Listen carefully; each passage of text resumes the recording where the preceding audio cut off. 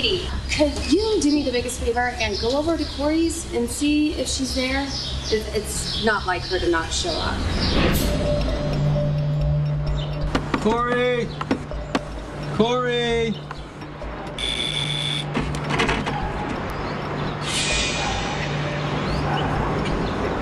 Corey! Corey!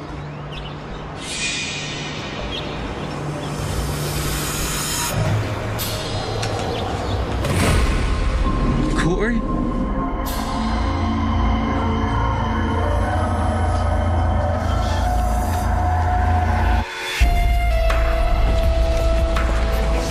Every murder has a victim. Every victim has a story. It starts and ends in the dead of night.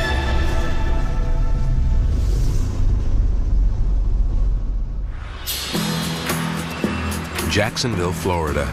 Downtown, it's all business, buttoned up and corporate. But as darkness falls, the nearby beach towns of the Atlantic beckon and soon pulse with pleasure seekers. The beaches kind of come to life at night.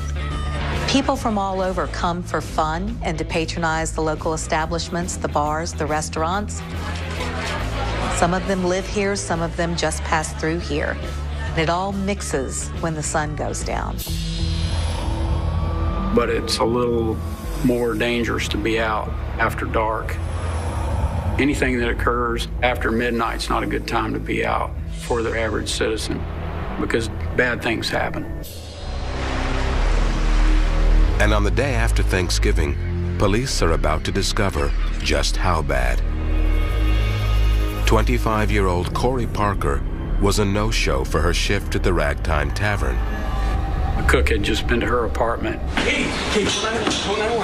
and had discovered what he thought was the victim's bloody leg through the window. Hello, 911. I have an emergency. One of my employees seems to be in trouble.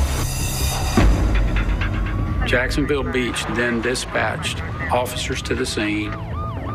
There was no evidence of forced entry at the apartment that the officers could see. All the doors were locked, but the kitchen window was open. So those two officers went in. There's blood here. Anybody here?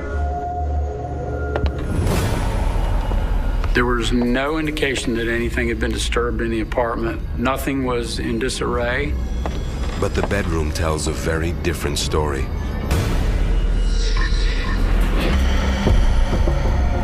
It was like a scene out of a horror movie. You saw this young woman, and of course you couldn't tell how pretty she was. It was obvious that it was multiple stab wounds from the amount of blood that soaked the bed sheets. She was lying in the sanctity of her own bedroom in a pool of blood, dead. This is Officer Gutierrez. We have a homicide here. Somewhere there were parents who didn't even know yet that their daughter had been left in that condition. Corey's family lives in Rochester, New York. They are shattered by her murder. She is a daughter, a sister, and a loving aunt. She was attending college in Jacksonville and had just made the dean's list. She was taking 4 classes in school. And when she wasn't in school, she was working as a waitress.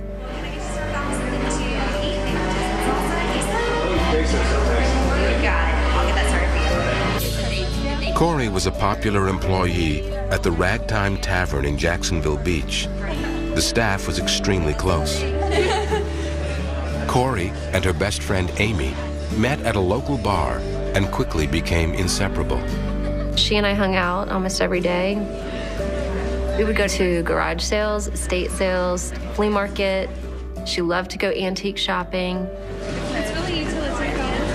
Yeah. Corey was very cool.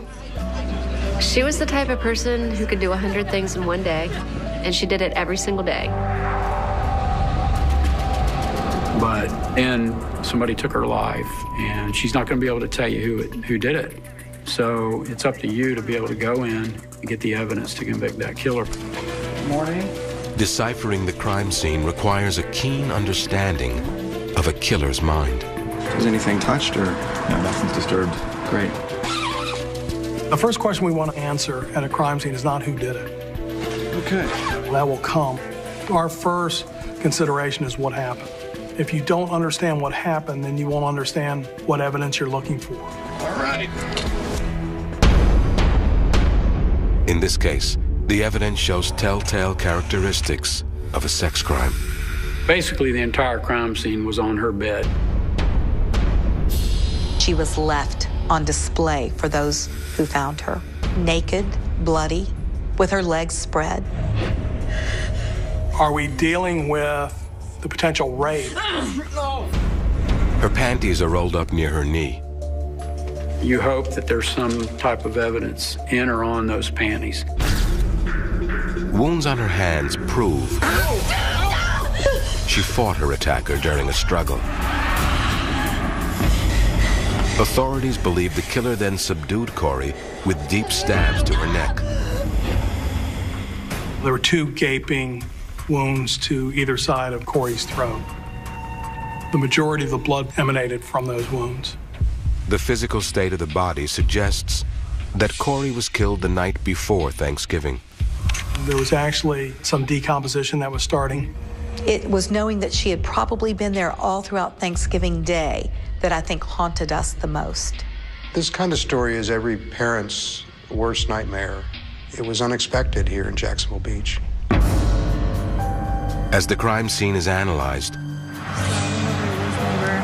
go to that house? officers go door to door to see if any neighbors have information. How are you? Sorry to bother you. We've had a crime over here. We found a dead woman, and we want to know, did you hear or see anything? Corey's next-door neighbor, Ashley, is deeply upset.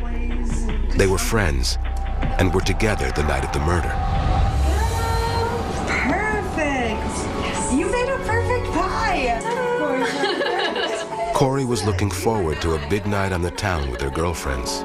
Tonight, I am going out with Tiffany and some of the girls. Could Corey's night out have led to her murder? If we can find the point in which her activities are interrupted and she's killed, we found the killer. Detectives begin to focus on the people who loved Corey. You look at the people that are closest to the victim first, particularly husbands and boyfriends. Right away, they learn that Corey has a boyfriend named Dave. She had been dating her boyfriend for about 3.5 weeks. It was going great. She seemed to be very enamored or infatuated with him. You know, you want to find out where the boyfriend is. Meanwhile, Ashley reveals an alarming detail to police. Both she and Corey were unsettled by reports that they were being watched. Ashley told the police that one of the neighbors had observed a man peeping into both her and Corey's window on a prior occasion. Hey, did you hear about that guy, Peeping Tom? Yes. I keep my blinds closed all the time. I don't want anybody looking in on me, obviously. It's super creepy. She did mention to me that she had a peeping Tom she thought in her bedroom window one time. They're looking in her windows at night. At some point is not enough, and they have to take it to the next level. Has someone been watching Corey Parker by night? Someone whose obsession with her has turned deadly? The laid-back community is shaken by the murder. This was not just an ordinary homicide. Women everywhere were in fear.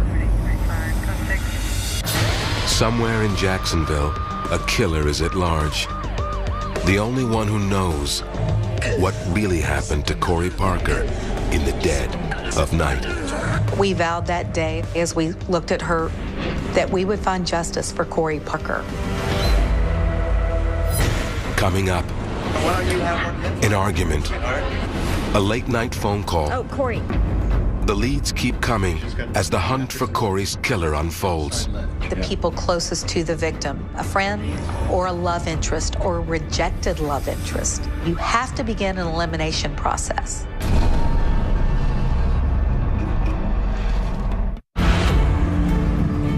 Under the cover of darkness, on the night before Thanksgiving, a knife-wielding killer stabbed 25-year-old Corey Parker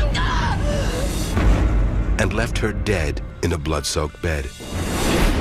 Homicides that take place at night, especially when it involves a knife, always take on that more sinister aspect. The homicide rocks Jacksonville Beach. She's in her early 20s. She's going to college. She's working. And the next thing you know, somebody's broken into her apartment and killed her. There's always been kind of a you can trust people out here attitude. And a lot of that went away that night. I think everybody in this area was in complete shock. Corey was really popular. I couldn't think of anybody at all that would want to harm her. But someone certainly did. An autopsy may offer clues. The body can reveal a lot of important features, especially if the perpetrator and the victim were in close contact with one another. Key pieces of evidence, of course, in this day and age would be DNA. Although Corey has been found naked and posed in a sexualized position, autopsy results reveal there's been no rape. But there were several apparent finger swipes on her body in blood where the killer had touched her. And we would typically expect to find latent prints through that blood. But the smears don't hold fingerprints. They were not able to get prints. There was no ridge detail. The smooth finger smears mean one thing to investigators. The attacker probably wore gloves. That indicates that there's premeditation. It was clear to us early on that this killer had been very careful. Perhaps not careful enough. There are hairs trapped in the sticky blood in Corey's hand. They're sent for DNA testing, along with blood from the crime scene. Corey's wounds tell a horrifying story. She was stabbed over 100 times. And that's not all. Corey's killer marked and cut her body, even after she died. Why do you then continue to stab? Very bizarre. This was play for the killer. The hideous and humiliating treatment of the victim points to a controlling killer. They're spending a good deal of time with the body. That indicates that that person might be familiar with the schedule of the victim. It could have only been one of two things. Someone she had no idea was stalking her, watching her, and laying in wait for her, or someone who loved her and was so angry with her and then turned on her. But which is it? You absolutely look to the love interest first. Detectives track down Corey's boyfriend, Dave. They dated for several weeks prior to her being killed. But police discover that he could not have committed the murder. He has a solid alibi. We found out that he was actually with his father for the Thanksgiving holiday in Pensacola. So we were able to eliminate him. So who would kill Corey Parker? Why would someone kill Corey Parker? Then you branch out and you start looking at people that she worked with, people that live around her. The last time any of Corey's co-workers at the Ragtime Tavern saw her was the night before the holiday. Corey and her friend Tiffany were hanging out at the Ritz bar. The night before Thanksgiving in Jacksonville is always one of the busiest nights of the year in the bar scene. Tiffany said Corey arrived at the Ritz bar around 11:30. Without trying, Corey was a head-turner. Corey was a natural beauty. She typically would wear like 4-inch heels, which made her about 6'2". She was very approachable. Everybody wanted to be around her. She just had a magnetic personality. Tiffany and Corey spent an hour and a half at the very lively Ritz. But Tiffany tells police about a worrisome run-in Corey had at the bar. Tiffany told us that Corey had a brief encounter with a gentleman named Scott. It began with a physical nudge, an accident. Corey and Scott exchanged words. They exchanged a couple of brief comments. Tiffany described that as a brief tiff with Scott. All encounters, especially ones that are of the negative tone, are very important. Tiffany and Corey both left the Ritz near closing time. Around 1:30 in the morning, Corey was alone, headed to her car in the parking lot. But later that night, Tiffany says she called Corey to ask her a question. Oh, Corey. Tiffany said she had called Corey and had talked to her. Corey sounded as if she was asleep, and she hung up. This intrigues detectives. The medical examiner believes Corey was already dead when the phone call was made. It just didn't fit. Tiffany is added to the growing list of people who interest the police. For weeks, investigators try to zero in on a suspect. They review statements and collect hair samples from persons of interest that they can compare to the mystery hairs found at the crime scene. Meanwhile, the blood from the sink and windowsill has been tested, and the results offer a critical clue. Several of the swipes that we recovered belonged to Corey Parker, and then there was one or two that were unknown. It means the killer was bleeding. If you're stabbing a person, all of a sudden that knife slips, and so that killer then cuts themselves. But DNA science isn't sophisticated enough to extract information from the blood spots. They didn't have enough information to be able to get a result on. So we kept investigating. As detectives race to find out who could have wanted this vibrant girl dead, they are well aware that the killer has had a head start. It got discouraging. As time goes on, time becomes the killer's friend. Next, an unexpected tip leads detectives to someone right under their nose. This person had the perfect opportunity to be watching her day in and day out.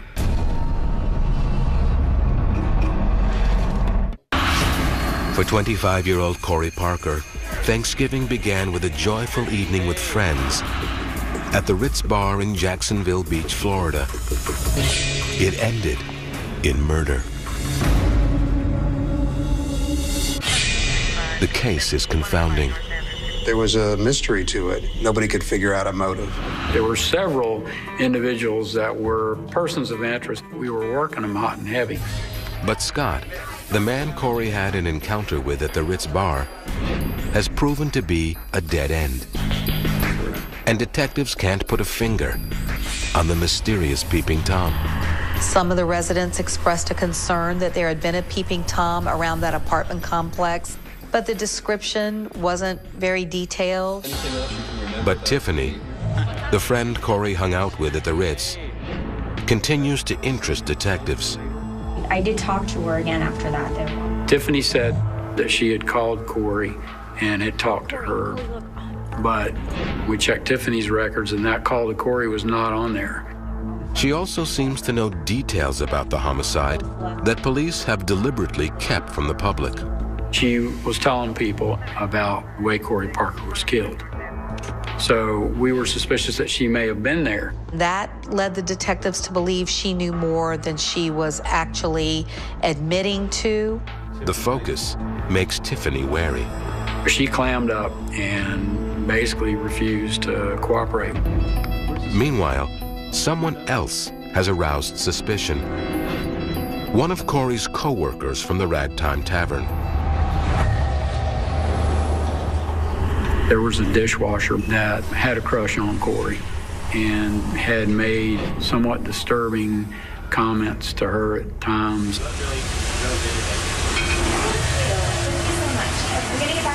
He wanted to ask her out on a date.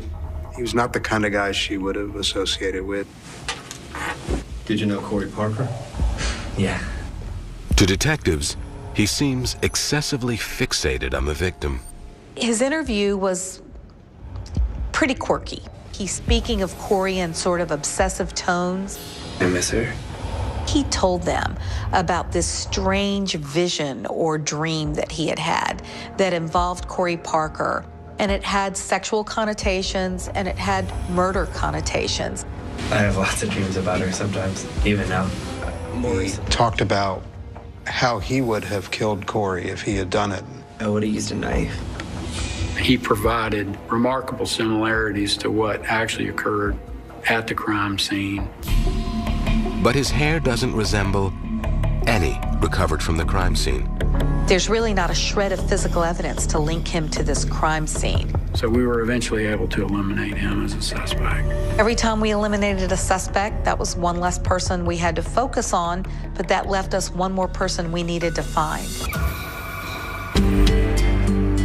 Despite months of dogged investigation, Corey's murder remains a mystery. Somebody so innocent was murdered so brutally. It's going unsolved for so long. The case had kind of fallen out of the news media. All the leads had dried up.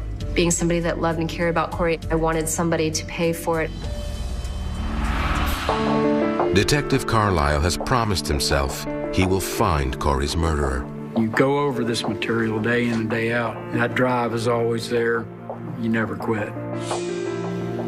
He cared. He absolutely cared about solving the case. The one-year anniversary of Corey's death approaches. Detectives still have no solid leads. I thought, look, we got to do something to revitalize this case. Got to get it back out there. Detective Carlisle prepared a poster asking for leads and put it up around town. Corey's father and a friend contribute $20,000 for any information that leads to an arrest. Money is going to entice people to come forward when they normally wouldn't want to get involved. The next thing we knew is that the beach had been flooded with posters of Corey with an offer of a reward. I couldn't go out without seeing 5 of them, roughly, in the area.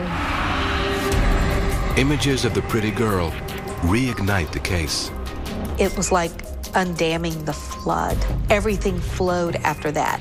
It all flowed in one direction, and that was towards the killer. But it is a casual conversation among friends that leads to the biggest break in this case. Co-workers from a popular barbecue restaurant gather and find themselves talking about the murder. Did you see all those posters around? For that murder? Poor girl, I wondered who would do something like that. And they remembered this guy that they worked with. This is gonna sound really weird, but what about Denny? Robert, you think? He was just a kid. And they seemed to remember that he was acting strange around that time. Remember how emotional he was? He did act jumpy that Thanksgiving. Around the time of that murder, he came in and was uncontrollably crying, shaking, not his normal self. And one person added in, well, you know, he lived near Corey Parker. No, I didn't know he lived near her. Where did he live? Well, he lived right next door. And then one of the people says, well, he used to tell me about a woman he would watch. He said he'd like to look at someone through his window. Girls don't like me very much, so that's kind of all I got. What do you mean? I mean, just someone I like to watch. That raised a red flag to them. You think he could have murdered that girl? They thought, could he be involved in this crime? The strange co-worker is Robert Denny. He was 17 at the time of the murder.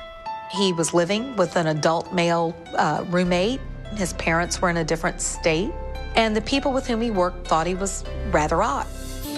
Detectives are stunned to realize that Denny was interviewed during the original neighborhood canvass. One of the detectives had actually spoken to Robert Denny the day after her body was found. His apartment was only 31 feet away from her window and her door. But he never stood out as a suspect to them. Robert Denny left Jacksonville some time ago. You're Robert Denny's sister. But he has a sister in town. There were some strange things about Robert. Denny's sister describes him as troubled. For a time, he lived with her. But she had to boot him out of the house because he was acting strange. Me and my husband used to call him the night creeper. He was up 2, 3, 4, 5 o'clock in the morning and sleep for most of the day. Finally, she caught him one night peeping in her bedroom window. Honestly, I was frightened. But what she says next shocks detectives. Well, you know about my other brother. No. Patrick Denny. She said Robert had an older brother, and he was doing life in prison for a murder. He raped and murdered a woman. He was 15. How old would Robert have been at the time? He was 8. Robert Denny's brother in Texas has committed a murder that seems amazingly similar to the murder of Corey Parker. Right down to the number of stab wounds. Too many similarities. It was almost just eerie. You think your brother Robert could be capable of such a crime? I hate to say it, but I have to lean towards yes. Robert Denny is suddenly the leading person of interest in the case. I don't know where he is right now. His sister says she last heard from him by email. We then had the lab track that email down to a residence in Easton, Maryland. Yeah, hey, this is Carlisle. I just had a really interesting conversation. While Tiffany remains a person of interest, the spotlight shifts to Robert Denny. He was a good, solid suspect. As detectives circle around Denny, they review all the crime scene evidence. Among the hairs found at the scene, there's one that is different from the rest. That one in particular was different from the victim's known hairs. It contained a root bulb. The root bulb is the tip of a hair that contains the most accurate kind of DNA. If Denny is the killer, his DNA will match the DNA from the hair. We made the decision to go to Easton, Maryland to contact Robert Denny and see if we could get him to voluntarily provide a DNA sample. We became of a single mind and a single purpose. This investigation headed in one direction, and in that direction was our killer. Coming up, detectives head north, but they'll need to play this hand perfectly. We knew that he was on us. He figured that we were probably watching him.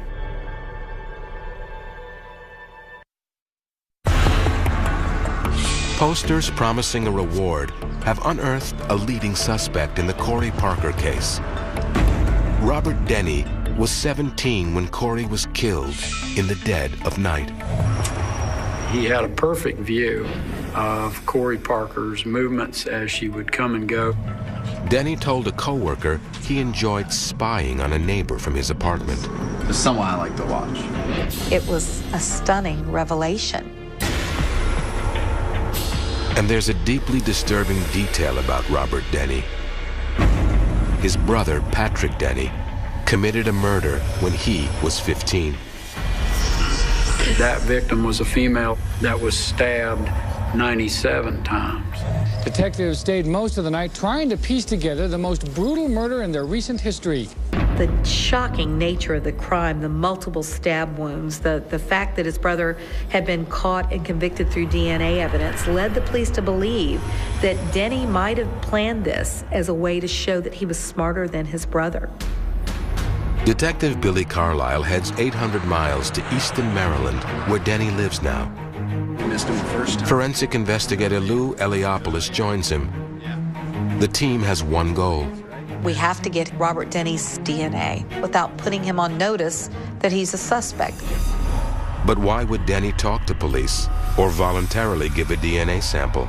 If this is the killer knows he's the killer. We needed to come up with an alternative plan in case he did not want to provide this sample.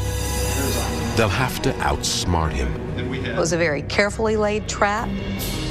They'd make up a story and get him in on a bogus investigation. We're going to make up a crime that he knows he didn't commit. His idea would be, oh, shoot, I didn't do this, and I'm going to be cooperative.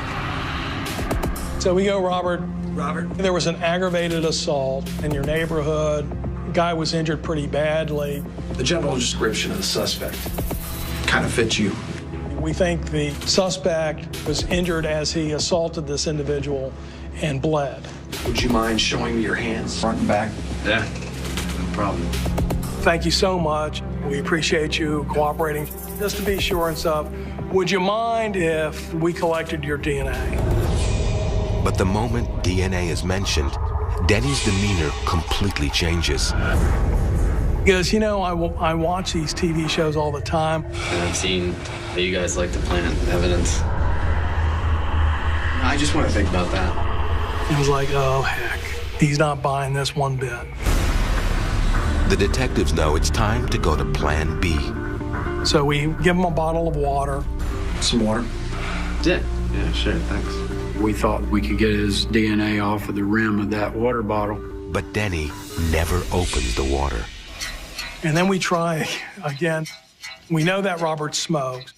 And so we ask him. If you need to take a smoke break or anything, maybe, you're welcome to, okay? Robert goes, yeah, heck yeah.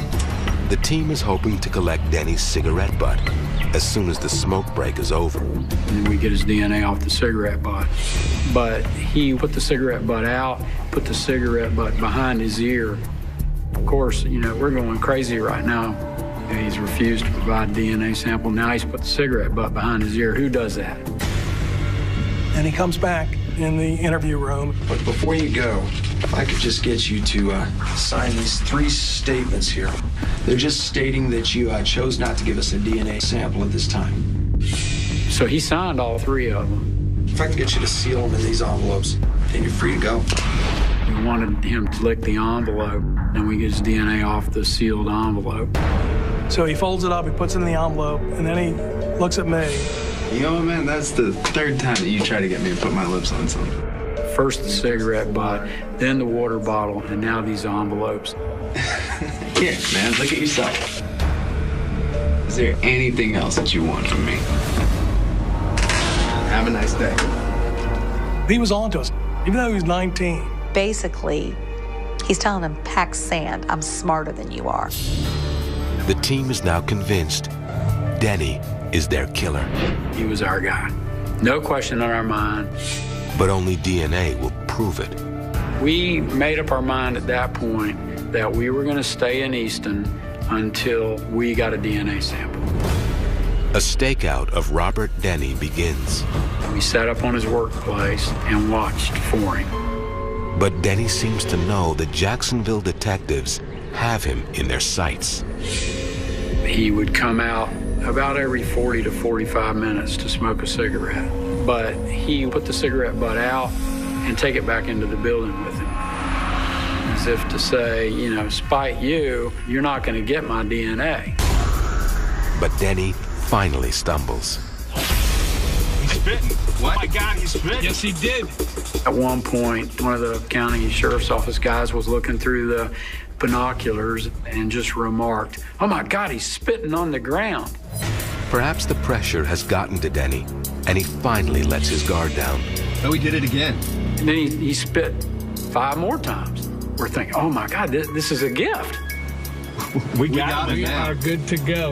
Woohoo! We just get ecstatic at this point, and we're thinking, oh my God, that's it. When Denny leaves work, the team leaps into action. In our favor, it had just rained lightly, and there were perfect spots of saliva sitting there on this sheen of water. If anyone's going to get down on his knees and collect spit that might be the possible killers, it's going to be Detective Carlisle. I think we got this guy. 7 swabs of Denny's saliva are stored overnight at the Easton Police Department. The next day, Detective Billy Carlisle personally drives them to the FBI lab in Washington, D.C. As soon as we took it over there and deposited it, we were on a plane headed back to Jacksonville with a smile. But the smile hides concern. Unless the DNA matches, they can't arrest Denny. I'm going to keep my fingers crossed. Up next, a face-to-face encounter tightens the net around Robert Denny. We knew someone who had gotten away with it for this long was savvy, thought he could outsmart the police. So, how do we get Robert Denny?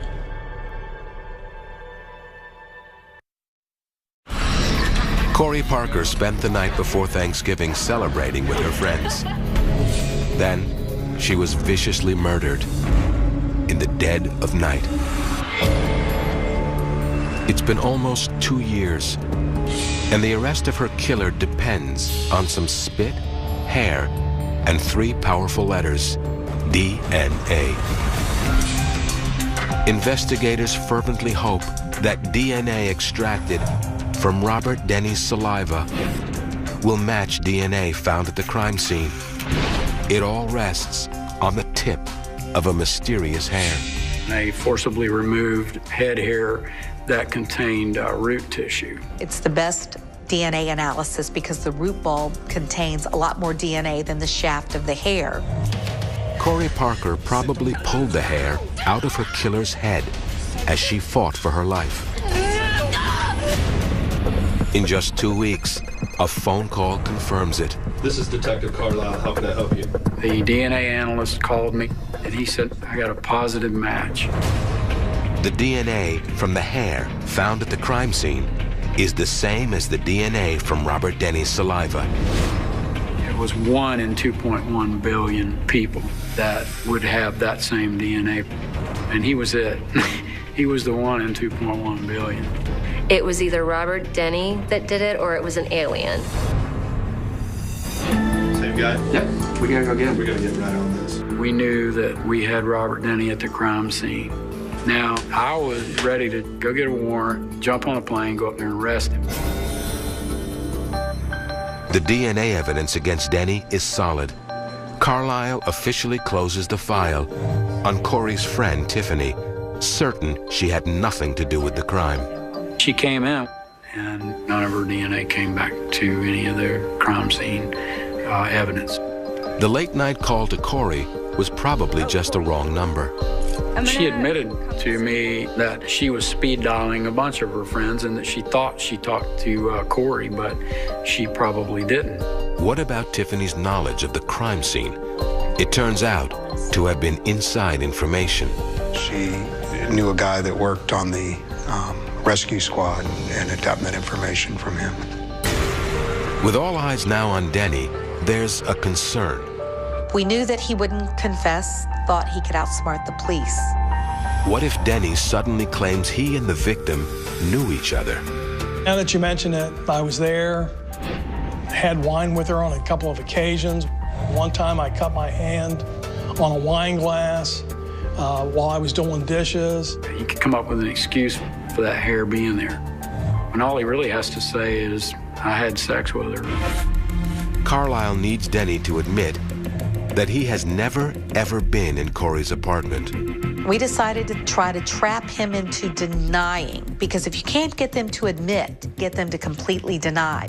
A profiler believes Denny has a controlling nature and will be less guarded with a female detective, especially one who acts inexperienced. We had a woman, Detective Kingston. She was very smart, but she could play dumb if she needed to. She was wired for sound. She went up to the door. Hi there. I'm Detective Katie Kingston from the Jacksonville Police Department. How are you? Hey. Hey, I've been sent up here by the investigators on the case to interview people. We have a suspect in mind, but we just need to get a statement from you. Sure. Great. She talked with him and just sort of played like, "Aw, shucks, I'm just trying to clear this up." Did you know the victim, Corey Parker? No. Okay, so you've never been in Corey Parker's apartment, never talked to her, chat with her, neighborly kind of stuff, no? I never really talked to her. He absolutely denied any contact with Corey Parker. There'd be no reason for any of his body fluids to ever be found. And in the end, that's what nailed him. Okay, gosh, I feel like I've just wasted your time. I'm so sorry. Detective Kingston, she's almost giddy as she's walking back to the car. We got him. Almost 2 years after the murder, Corey Parker's killer is arrested. Robert Denny? Yeah. I have a warrant for your arrest for murder in the death of Corey Parker. Murder? I didn't do anything. You have the right to an attorney. What? Anything What? you say can and will be used against you in a court of law. I didn't murder. You have the right to an attorney. And all of the blood just ran out of his face. I didn't murder anybody. I didn't kill anybody. He thought seriously that he had covered his tracks. Why did Denny do it? Was he copying his brother? The similarity in the nature of the stabbing and just how evil it was. There was a lot of talk that Robert Denny did this deliberately to outdo his brother. To this day, the team still doesn't know what motivated Denny. Corey Parker did everything right. She was with her friends. She made her way home and locked herself in. And still, that wasn't enough to protect her from the evil that lurked right outside her door. His apartment was only 31 feet away. I believe strongly that he was the one that was looking in her window at night. He was the peeping Tom. Perhaps Denny felt compelled to approach Corey. I think that he, at some point, decided to reach out to her, asking her out or trying to talk to her. I think that he was rebuffed at some point, and it didn't set well with him, and that's the reason for his rage. Fueled by fury, maybe he watched Corey and waited for an opportunity to break in. It was a topic of discussion as to whether or not the killer was already in Corey Parker's apartment, hiding. Did Denny wait in the closet and surprise Corey as she slept? I think he put a knife to her neck and tried to rape her. She fought it off.